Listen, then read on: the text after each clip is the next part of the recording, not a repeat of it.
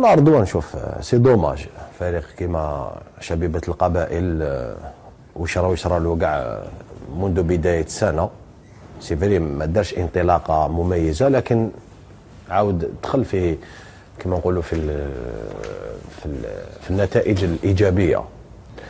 أنا نقول باللي اليوم نتكلم لك على اللقاء تاع البارحة. حقيقة أنا شبيبة القبائل عجبني الأداء ديالو، قدم مباراة مشرفة. الحاجة اللي كانت كما نقولوا فعالية اللي كانت تنقص، كان كبير، ضعف كبير اللي هي الفعالية أمام المرمى، هي اللي خلات شبيبة القبائل اليوم نتكلموا عليها، وين تضيع عدة فرص سامحة للتهديف. انت كي تشوف اللقاء على العموم أنا نقول باللي كانت سيطرة واضحة من طرف اللاعبين تاع شبيبة القبائل، أداء مانيش نقول لك مبهر، خاصة أنه غياب زيزو، تريزيكي خرج مصاب، وغياب على ما أعتقد عاشور، إمام عاشور ما لعبش أيضا. لا أنا تكلمت لك على العموم، كان قادر يفوز بهذا اللقاء، كان قادر يفوز. أداء جيد قدم سيفري. تقول لي بالك ما فاج باسكو بسبب الفعالية كانت واضحة أمام المرمى، نقص كبير. انت تخيل انت في 5 جولات ما سجل ولا هدف، صح، على ارضيه ميدانك حاصله جد ضعيفه، حاصله جد ضعيفه. لازم المدرب يلقى الحلول، لازم خاصه وين راح يكمل المشوار بهاد اللاعبين. اللاعبين لازم يعاودوا يرجعوا ثقه، باسكو لازم تعاود تولي لهم ثقه.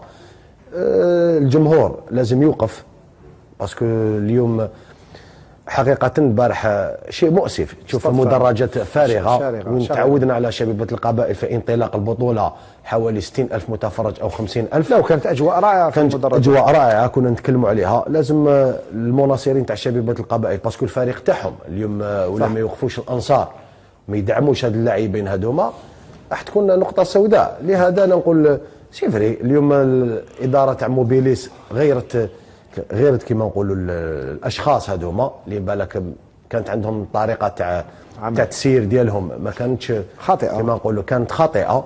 اليوم لازم يعاودوا يديروا برنامج، لازم يعاودوا يجيبوا اشخاص اللي يقودوا الشبيبه الى الالقاب، واللي يحسنوا ثاني الوضعيه هذه اللي راهم فيها. وان شاء الله ان شاء الله نتمنوا لهم كل خير. اليوم لازم ثاني اليوم في البطوله لازم يعاودوا الى المراكز الاولى. نعم، مع اليوم ما نقدروش نقولوا خلاص شبيبة القبائل، لازم يعاود يخمم الموسم الجاي باش يعاود يشارك في دوري رابطة الأبطال. نعم، ما يفقدش الامل. نعم، مازال المشوار طويل في اللقاءات العودة. ان شاء الله نتمنى لهم العودة كما نقولوا الى